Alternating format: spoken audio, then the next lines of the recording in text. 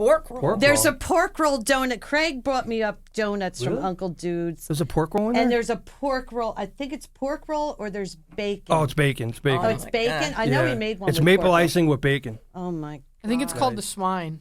It's called the swine? I think Swine. so. Okay, all right, whatever. Well, thank you, Craig. My hips, thank you very much. No You problem. guys can take some home if you'd like. All right. No, not me. Okay. I'd have Dunkin' Donuts then. I am here with a studio full of friends, and they are, to me, very good friends. I love them all for what they do. I appreciate what they do. I understand what they do and why they do it. So that's why I am not involved to the point of Laura and Craig and Debbie and Matt or even Sergeant Smith. I am there if they need me. Okay, I'm just there if you need me. No, actually, I'm the mouthpiece. Yes. You, Marianne, you actually do a lot of important stuff for us because just by the stuff you do on the radio, it's incredible how many more people we can reach by what you do. You know, right, I got the soapbox. Yeah, okay. I got the soapbox. Right, now, absolutely. everyone here has an interest of lost dog and search and rescue, and I'm not talking about monetarily or stock. I'm talking about just by giving. Now, Laura, who is over, let me move Norman. Hold on. No, we just moved Normie out of the way, not real Norman. Laura Selaz. I all don't call good. her that. We just call her Aunt Laura, who is our groomer from Rub a Dub Dog Wash. She owns Rub a Dub Dog Wash. Absolutely love you. I love everybody in the place. We feel comfortable. I talked about you when you go out. You go shopping for Norman. If you see something you know he might like, toy or dress what? Not dresses. I love shopping for Norman. Coats, ties. She brings it home Got for some Norman. raincoats. But I met you last year at this time because of Lost Dog Search and Rescue. Was that your first fundraiser? Yeah, That was our first. one. Okay, Yes. so Our first now, together, Now, yes. how did you get involved with them, and how long have you known Debbie and Matt? I started doing your dog's nails, I believe. Several dog's nails. At Pet Value. Yeah. And I then we went to a You worked at Pet fundraiser. Value? No, I would just kind of cross promote, do a low cost nail clipping there, and Okay. she would bring the several dogs. Several dogs. Lots and of their dogs. moms to get their nails done. So I would say, and then we met on a fundraiser for on the River Lady. Right. I don't remember what that was, but so we just kept crossing paths, and I was extremely attracted to them and what they do, and it just became a friendship. Yeah. We're It just friends became now. So yeah. tomorrow is where we're all going to meet, along with our listener friends, hopefully coming out, and we're going to tell you why they're here. We still haven't said why you're here. I'm just introducing everybody right now. Usually it takes me a minute or two to introduce somebody because there's only one person in the studio, but we have 5 today. All right, so we got Laura with Rub a Dub Dog Wash. We're going to your place tomorrow. Yes. We're going to be at you. You donated your shop, and this is where we're all going to meet with the what we're event going will to be. do. Okay, now we're going to retired Staff Sergeant Stuart Smith. Well, bring the mic back to you because we're short on mics here. Welcome to Bob and Mary in the Morning, and welcome to our little family here. Thank you. How did you come across Debbie and Matt, or how did Debbie and Matt come across you? Through my wife.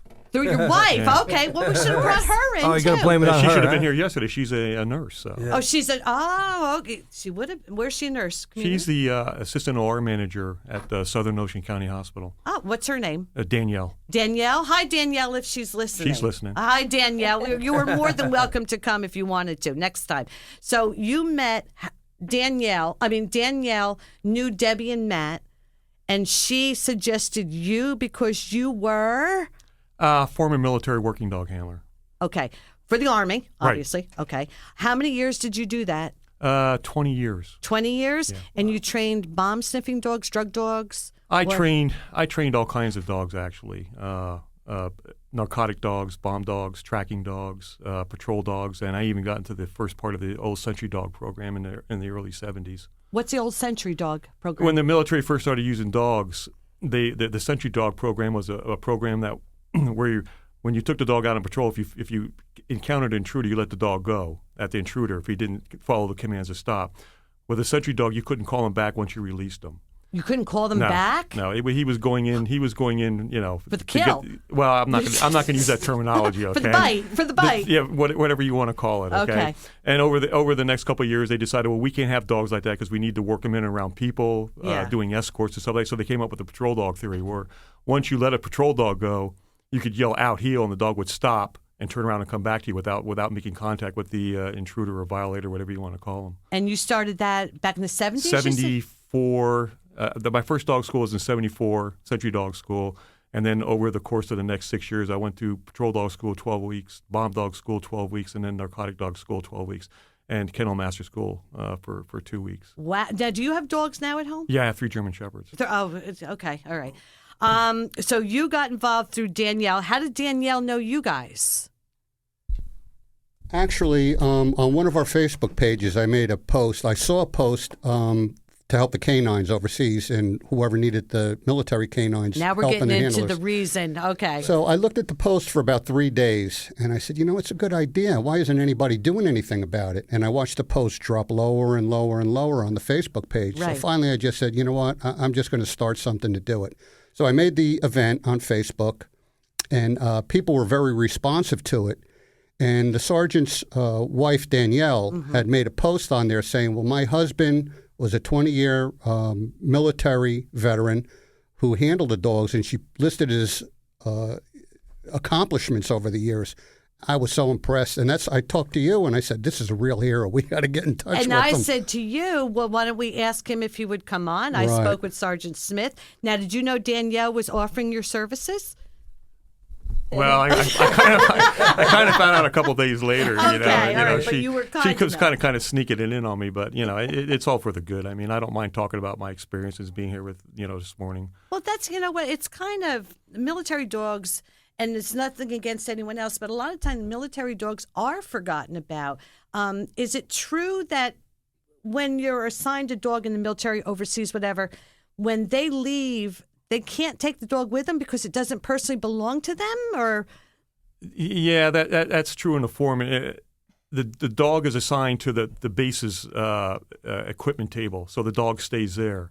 Then for a couple of years, they experimented with when the handler left one base to go to another, the dog would go with them. But they found out that they would have an overload of dogs at one base because they couldn't get the handlers to turn around and come back to other base. So there was a shortage sometimes of dogs at certain kennels throughout the United States, European theater, and other theaters that we served in. So they went back to the original. The dogs are in a kennel environment. They're very receptive to new handlers. So you don't usually have a bad transition period when you put a new handler in there. Gear them to get certified with that individual dog once he's left behind. unlike the canines that we have here that go home The police with their dog, yeah. handlers. The other thing is the liability factor. Our dogs Oh, are yeah. trained to attack, and I've seen over the last couple of years with Afghanistan and Iraq where some of the handlers are now allowed to take their dogs when they leave the service. In my day, that wasn't allowed in no way, shape, or form. Because Okay, hold on one second. We're coming down to the bottom of the hour. I hate to cut you off like that, but we are coming back, first of all, with our good wishes. I'll explain that to you guys in a minute. Good wishes, and then more with my group of friends that are here about, have we ever even got to the fundraiser tomorrow, right after the news, which is next here on News Talk Radio, WOBM, AM 1160 and 1310.